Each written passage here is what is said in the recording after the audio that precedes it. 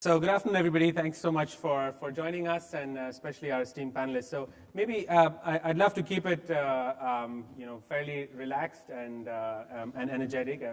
I would encourage all of you to be actively disagreeing with each other. It makes for a more fun panel. Maybe to kick it off, would be great to just get a very, very short introduction from each of you, particularly, just what keeps you up at night when you think about how consumers are evolving. What your role is, and what do you think about in this context? Hi. So, we as a retailer, we have always sold everything from, we've been wanting to sell everything from Kit Kat to diamonds, such that we don't have to have the tough decision to make what the customer wants. So have a broad assortment of different categories, different price points. I think the immediate challenge is consumers are very impressionable these days, and they're being influenced at a far greater pace than they've ever been in history.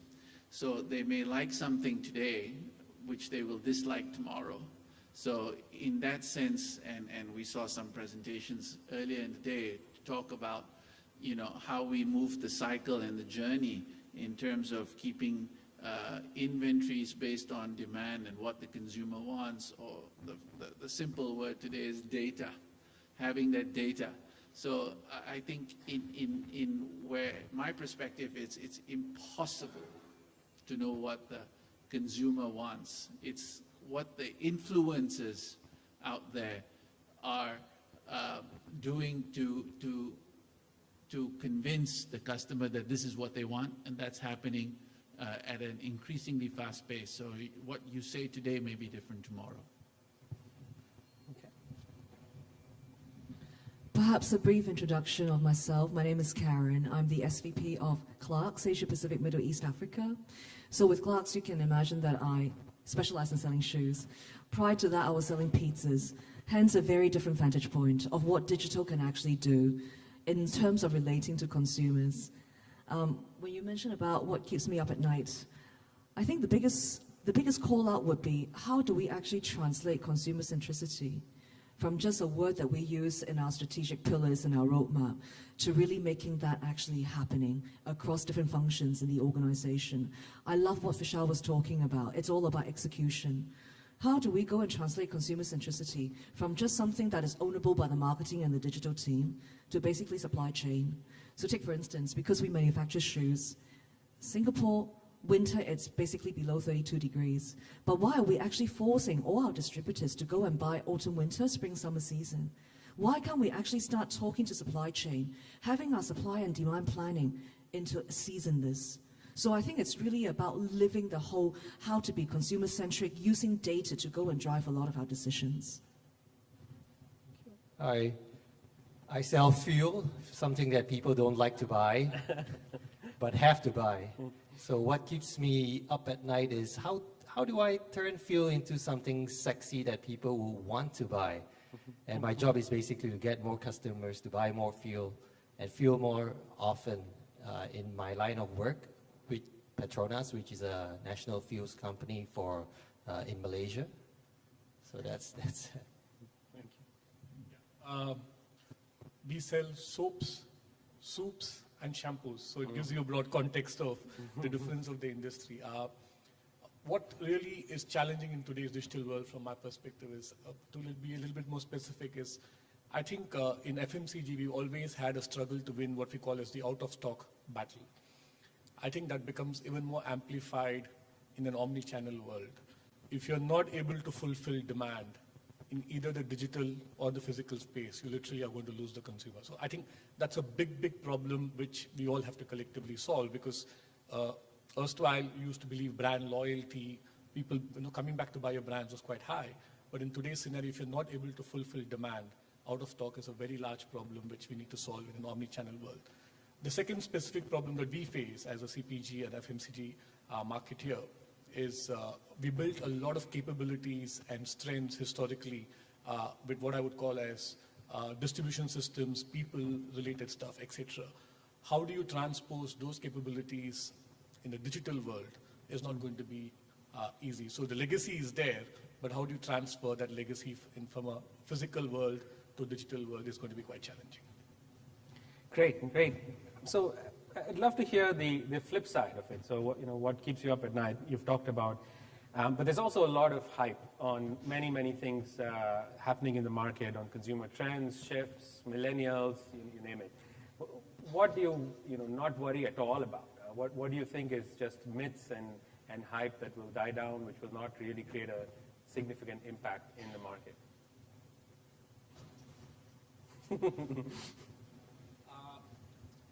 I think artificial intelligence, machine learning, we hear a lot of it. It's going to serve a good purpose for sure in the future in terms of improving what I would call as prediction, which is what we all used to do intuitively in the past with lots of data reporting and analytics.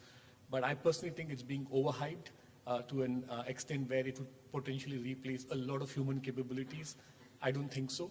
I think it will definitely help aid us probably making better decisions, but will it fully replace human capability, our intuition, whether it's able to market or talk to consumers? I don't think that will happen. So, Yeah, I actually share that view. We get a lot of meetings with predictive analytics companies and all that. And the question I ask is, can you predict the weather? Or can you predict the matcha where I used to work in Indonesia? So there's a lot of promise and potential in AI and analytics. But if the truth be told, it's a lot more hype at the moment. But we'll see where this trend leads to. But of course, we are using them. We are trying them out. Pockets of experiments here and there. But to actually see through an entire business using AI or marketing using AI, I think that time has not come. okay. I guess all innovation are good innovation. It's just that some have a much shorter life cycle than others and they don't stay around. Maybe because of my age, I think wearables are a little bit hyped up, especially when the screen size is so small and my eyes are just failing me. It's a little bit difficult to read an email on your watch. I also feel wearables as in terms of the glasses. I mean, if you go to a lot of the toy stores, they basically have, a corner dedicated to having wearables, and then you can either use your Nerf gun or something else to shoot. Every time you go in, there's basically nobody there. So I guess the business relevance and also the consumer relevance of any innovation has to be there first before it can actually be scalable. I'm going to bring it down to more simplistic things where, in what we do, about 99% of our current retail is done through brick and mortar. And everywhere I turn and everywhere I read is that brick and mortar is going to completely disappear in time whilst the e-channel is going to take over. I don't believe that's going to happen. I think there's going to be a rebalancing, right? And there's something about marketplaces and physical marketplaces and interactions that happen. And if you go back into the history books, there's always a piazza or Rialto or something that people will want to come to and meet and interact. And I don't believe the shopping streets or the shopping malls will just go away. I think there will be recalibration. And so I think there's too much emphasis on that piece of the business becoming irrelevant. Okay, cool. Maybe I go to Karen on that note of whether e-commerce will rule the world or not. I believe you've had some great results at the Double 11 sale in China. Tell us a little bit more about that and what it takes to achieve that, and whether you agree whether e-commerce will rule the world or not. Sure, I'd love to share. What it takes to actually win on Singles Day is a lot of Red Bull and a lot of ginseng tea to basically make you trade for 36 hours non-stop. But so Clarks did extremely well this year. We actually smashed our 100 million target RMB, and we are actually growing on 50% year on year. It's really, really interesting when Jeremy was sharing some of the numbers that Alibaba's growth has actually plateaued to 27% versus, I believe, 36% last year. The same for Jingdong. Jingdong actually went down to 26% year-on-year growth, but the year before that was actually 50%. And you can actually see the share price having a hit. Exactly to your point, I think the era whereby e-commerce rules is no longer there. It's all about omni-commerce. And one of the key learning that we have as part of trading on Singles Day is that you need to go and start basically aligning not just your trading calendar, but your plan for Singles Day across both your online store as well as your offline store. So we run about close to 700 doors in China. And of course, a lot of them are basically our distributor. But for all our own retail stores and for one of our bigger franchisee, we are able to also unlock the potential of Singles Day. So that the offers that we are actually providing for online is also available offline. Obviously, we grow basically, close to 50% for online, but for our offline channel, we are also able to go and track plus 20% growth. It is phenomenal. And if I look at how do we actually go and have any successful campaign, whether it's Singles Day or whether it's 12/12 that's coming up, I think it's actually underpinned by 3 critical factors: planning, partnership, and people. So allow me to go through maybe just these points one by one. I have to continue to tell my board that Singles Day is not built on a single day. It takes us about 6 months to actually make it work, and kudos to my China team. It basically started with Super Brand Day, pitching for Super Brand Day in May, going into June 18th, going into September 9th, and then Collections Day. Every single campaign that you participate in, Tmall is monitoring. What is your Baohuan, your bestseller? How much traffic is actually going on before they actually determine the real estate that you will have on Singles Day. So it's actually a journey, and it's basically planning from the very beginning. So not only do we need to go and plan the trading, more importantly, how do we plan the inventory? So as I mentioned, Clarks is still running on a 2-season sort of product life cycle, and we need to purchase products spring, summer, and autumn, winter. That doesn't actually work for Tmall because they would be utilizing Collections Day and what you actually sell in September as the closest metric to what they would actually like to go and showcase. So we then need to go and work very closely with our supply chain to ensure that products are actually available and some of the best sellers can be replenished within a very tight window of 2 months. So to me, I think the biggest role was that as a digital transformation officer, how do you start enabling the rest of the organization to really understand online to offline, and more importantly, how digital commerce actually now work? So that's the first part, planning. The second part is about partnership. I think as you all know, trading on Tmall, you don't go and trade directly. You need to use trading partners. Over that particular day, we have 85 people on overlapping shift trading for us for the 36 hours. The trading partner actually set up a war room in their office, and it's just like a stock exchange trading floor. Massive monitor, women's category, men's category, kids category, and we are actually optimizing our stock and our pricing real time. They would be calling us, hey, men's shoes, your competitor is dropping by another 300 RMB. Do you want to follow? It's almost like that. And it's just, it's really, really exhilarating. But that goes to the dedication of my team, which is basically the people.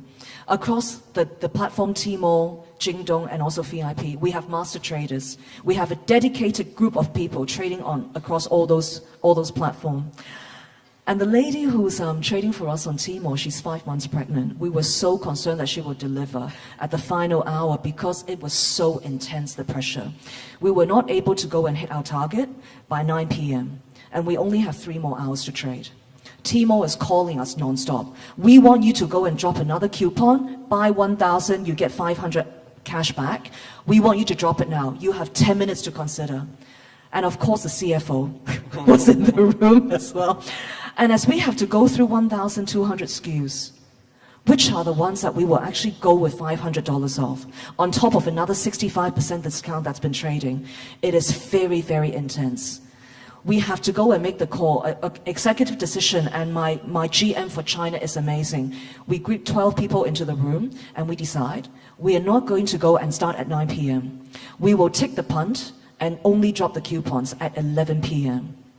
From 11:30 p.m. till midnight, we were able to go and close another 8% of the revenue that we got. So it was a very, very close shave. But I think it's all about really one team, one dream. How do you go and leverage cross-functional team? How do you work very closely with your trading partners? And more importantly, how do you go and negotiate with Tmall? That's fabulous. Maybe I'd love to go to Buzzy next. E-commerce is kind of front and center for every kind of B2C conversation, but I'd love to hear your views on B2B, where there's plenty of skeptics, whether that's already moving or has not moving online. How does digital and e-commerce in particular transform the B2B business? I think first of all, I'll take some specific examples, be it China, India, Brazil, etc. First of all, the retailers, small store owners, mom and pop store owners are consumers themselves. So if they have seen the e-commerce B2C disruption, they have experienced digital commerce as consumers. And they see what it does in terms of, be it in terms of convenience, transparency of pricing, promotions, service expectations. So they have experienced that as a consumer. Now, the transfer between an experience as a consumer and then to your business as a retailer is not delayed. So that expectation moves really, really fast. If I can experience this as a consumer, why wouldn't I have a similar experience for my business, however small it might be, in terms of the way I buy, I procure, I deal with companies. And therefore, we have seen a significant shift in terms of the way stores, retailers want to interact with companies, because first of all, there's no information asymmetry, there is no complete transparency, bring in a greater degree of service expectations, reliability, and last but not least, anytime ordering convenience, rather than dependent upon a human person or a sales rep going and making a physical call. It could be at a busy time of the day, etc. So that's the background at which a lot of B2B movement is happening. And you've seen a lot of work done by both Ali and JD in terms of taking on many small store owners in China, making them partners, transforming the stores, with of course another objective of using them as drop-off points from which they can deliver to consumers. But we're also seeing that in Brazil, we're seeing that in India, where many of, again, somebody spoke about this in the earlier session, you are seeing people directly jumping to digital first. They haven't gone through web platforms of ordering. If you see the US market, it's evolved in terms of telesales, web ordering, and then into mobile phones. So there's been a certain sequence at which things are moved in B2B. But you've seen many of the developing markets directly jump, very similar to what happened with mobile phones, directly make the shift into digital ordering on apps and mobile phones. So this is going to fundamentally disrupt what I would call as in terms of a traditional way of selling that we have in many parts of D&E markets. And it's something which is here to stay, and also produces a lot more efficiency for both the marketer, the manufacturer, and for the store. I think it's a win-win situation, and it makes, I would say it makes distribution a little bit democratic. Earlier it was about who could get physical reach, therefore you build your capabilities around physical reach of distribution, etc. But I think with digital, over a period of time, reach will get democratized, and therefore it would be important for people who provide better service, better CRM kind of capabilities for them to win with stores. So I think that's the way it'll move. Maybe a follow-up question, and you talked about a myth of whether AI or digital tools will wipe out lots of jobs and the role of the human. And we talked about on the retail, there's at the core of it, there's a human need to have a physical interaction with people. But if you think about the B2B business, why couldn't all of that happen without any humans at all? And that's happened in financial markets where traditional broking is almost gone. What's the role in the future of a human salesperson in a B2B context or a marketer? It's a good question, and this is something which we deal with every day. A classic example is if you take banking. More than 80% of the job losses were people who are actually tellers and cashiers because they moved to ATMs. So if you look at the last 20 years, most of those jobs are vanished because you don't need a person to dispense cash anymore. So the same thing would happen. So the key thing here to differentiate is what is a value-adding role vis-a-vis what is a routine role. So sales jobs have to become more value-adding rather than doing a routine task. So wherever we see a routine task, it can definitely be automated. It can be a combination of machine learning, AI, etc. But routine tasks, regardless of industry, would get automated over a period of time. Where you can bring in a value addition, either through human interaction or the way you engage and deliver service, will continue to exist. But I still think it's going to be a good combination of finding efficiencies, of where you can reduce a certain amount of workforce and balancing it out with machines, but not completely replacing them. Because I think at the end of the day, we all need that human touch, that connection with whom you're talking, and it's not going to be an endless engagement with a digital tool. So I think it will continue to exist. A lot of it will get repurposed, efficiencies, re-engineered, but will it completely disappear? No, I don't think so. Great. Maybe I'd love to get, Victor, your thoughts on loyalty from your experience in particular in building out loyalty programs. A lot of stats and people would say that loyalty programs are incredibly hard to do well. 2/3 or up to 80% don't really get anywhere. What's your experience and what's your kind of learnings from how do you think about what consumers really want to build a successful loyalty program? Well, your numbers are accurate. I think loyalty programs by and large fail because a lot of brands treat it as a checkbox in what they need, in their business. Okay, loyalty program, okay, I'll have one. Where it really hurts the business is they fail to look at it as a platform, as an extension of their brand and experience. Of course, we talk about loyalty programs being a cost center. It costs a lot to, pay for points, fund cashbacks, etc. But data is not free or cheap in that sense. So what you do with that data is how you recoup back that investment. And that's where loyalty program can take the business to the next level. And from a practitioner, my perspective of a loyalty program is that it is a platform where brands can use to partner up with other brands out there, other loyalty programs. After all, what we are looking at is, we talk about the single view of the customer. But if you look at the customer from the lens of your product, then yeah, it's extremely limiting. It's just that. And you look at your customers from the view of their entire being, their entire consumption cycle, their lifestyle.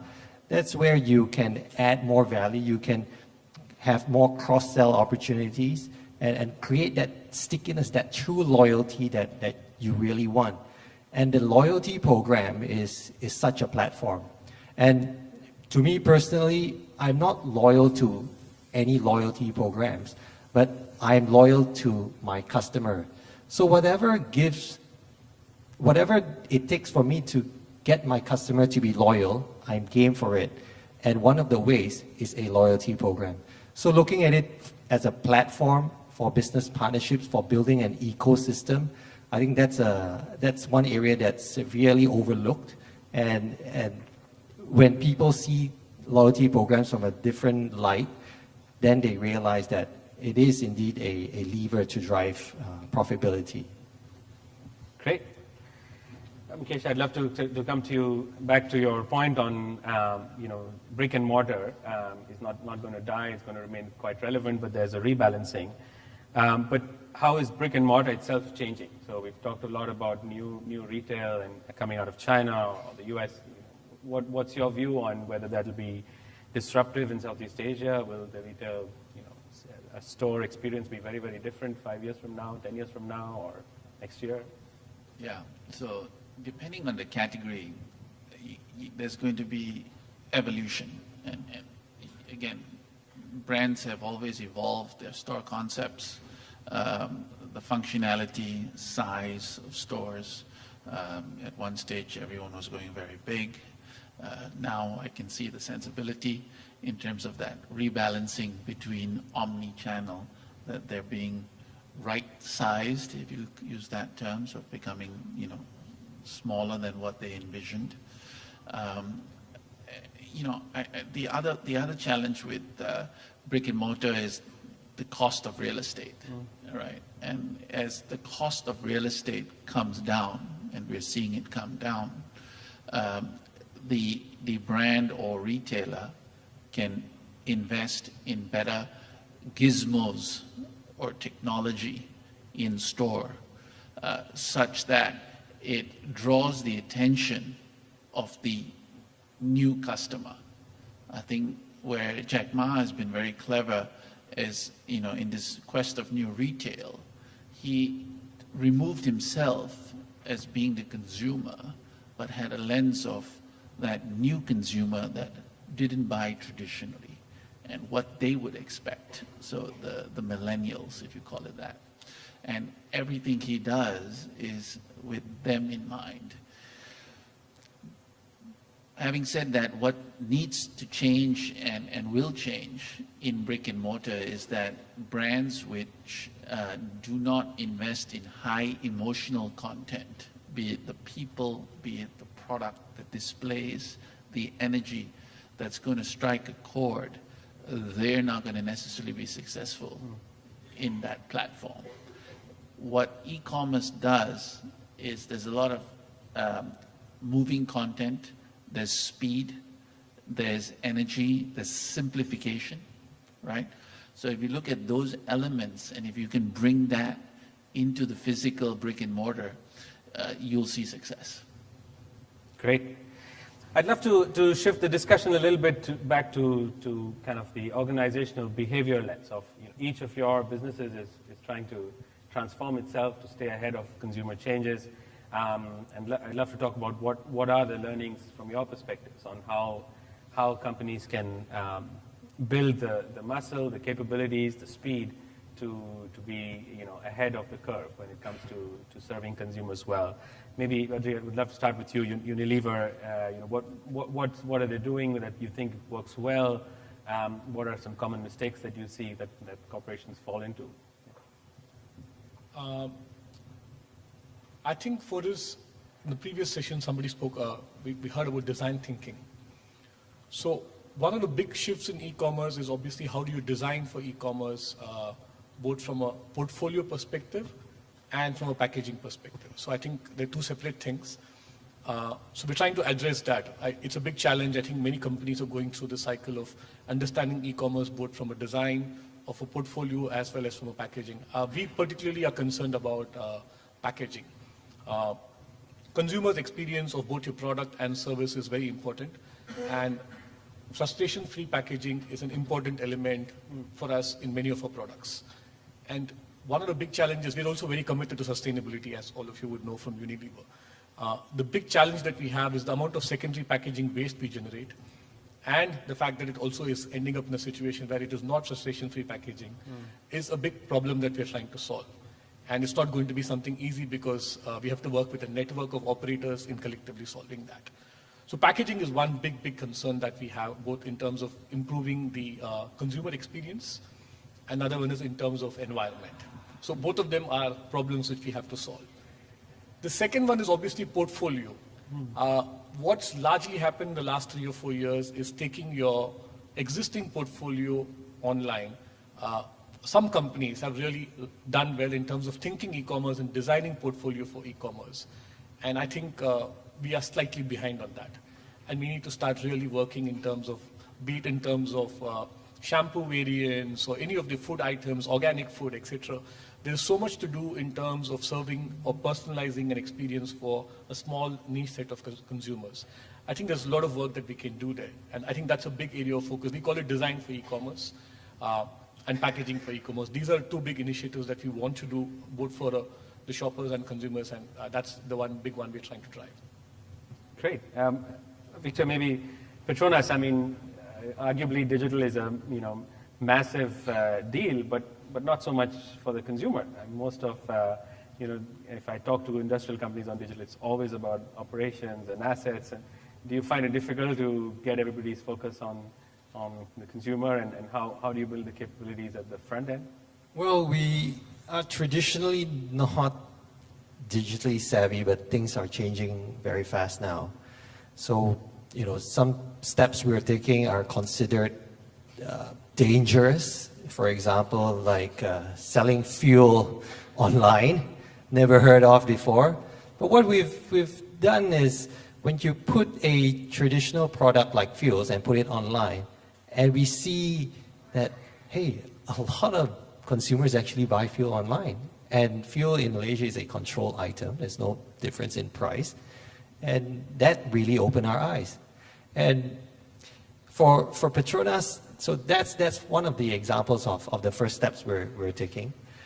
The others are looking through the lens of the consumer, where we're trying to disrupt our own business. How can we sell fuel online instead of in the station, to how can we take our loyalty program, which is about 5 million members strong, how do we digitize this and not make it sound cheesy, like coming up with a virtual card or an app?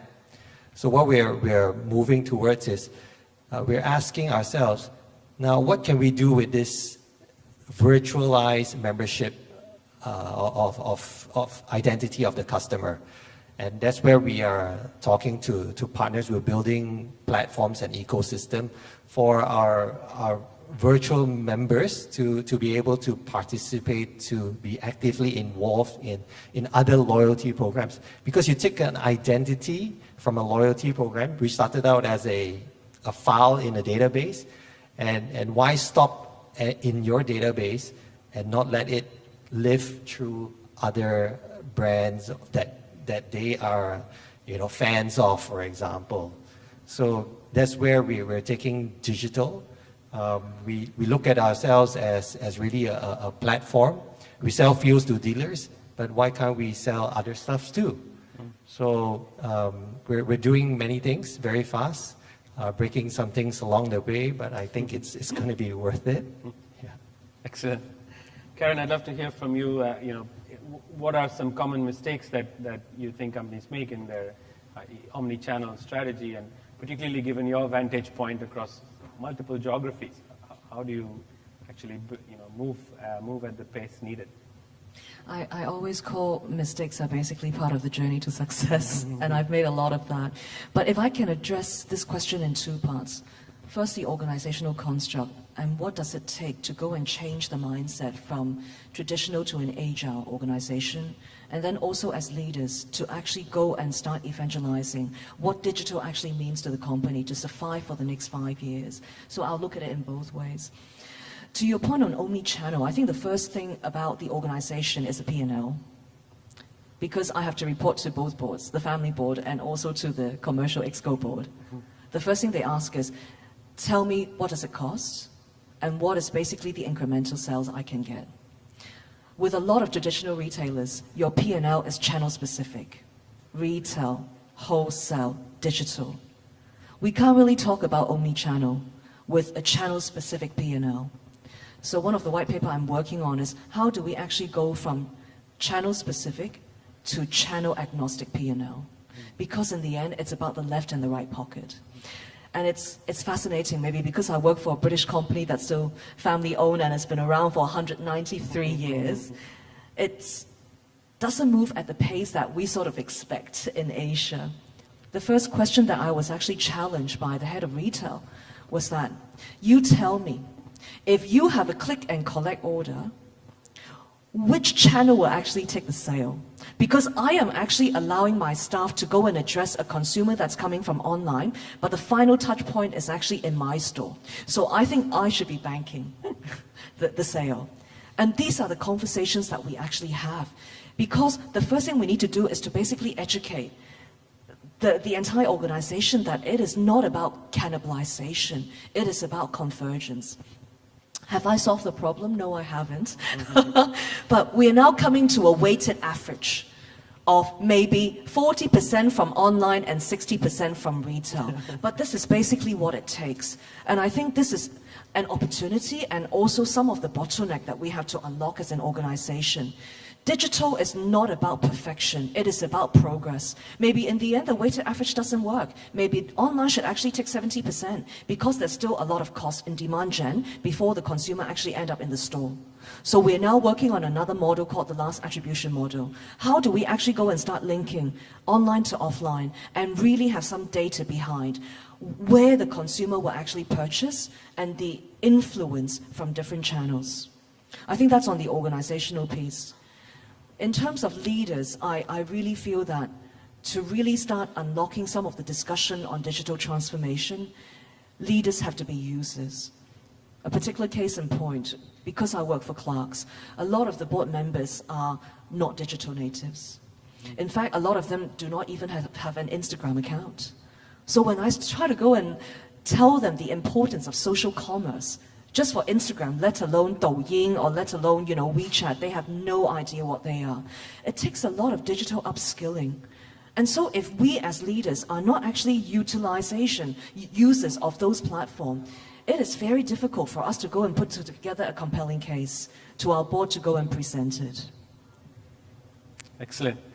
I'd love to come to you. You lead a successful company here for many, many years. So if I ask you to take the long view, the next 10 years, what do you need to do to keep your organization at the cutting edge, ahead, responsive to consumer shifts, but also to Karen's point, what do you think yourself and other leaders need to do to help guide the organization in the right direction?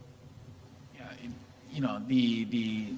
the challenge in what Karen was saying was to have that clear focus and that the channel or this new channel is important, and the traditional thinking being, where do I bank the sale? And I think that stems from human nature. Everyone wants their commission, and so if you don't give them their commission, or they feel another channel is going to take it away, they're not going to support it. I have a belief that the answers are always in stores. So if you go and talk to your sales teams in stores, and you tell them that you want to make e-commerce successful or another channel successful, be it airports or a mall that may be across the street where the same product will be available, they'll give you some creative suggestions as to how to make that work. And if you have their buy-in, it should help with some of that. So we're going through that quest right now, and realize that what got us here is our team. We're not behind the cash till, and we're certainly not in front of the customer. And yes, we see a paradigm shift and great success stories coming from retailers which don't have a front end. They don't have stores, right? They have online or virtual stores.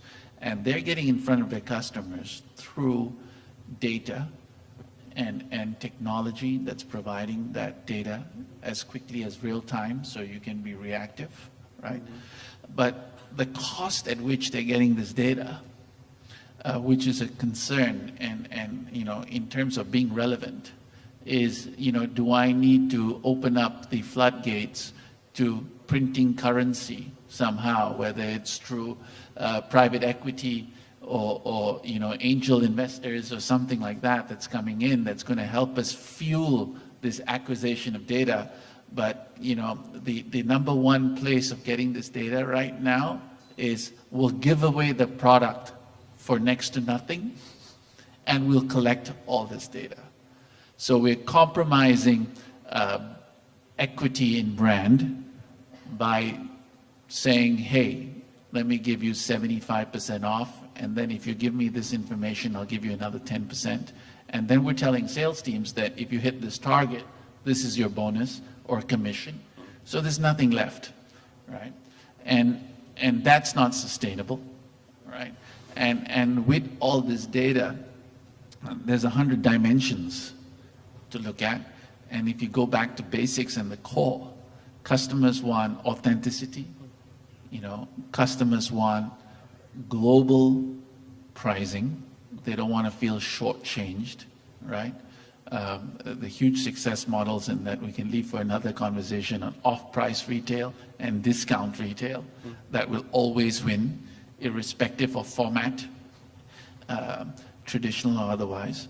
And therefore, the journey in terms of what we're doing as a company is to remain ahead of the curve in being present in all these channels, but not motivating our customers by being ignorant to their wants and needs, right? So if I can give them confidence in pricing, authenticity, and limited product, this is where we think we'll succeed.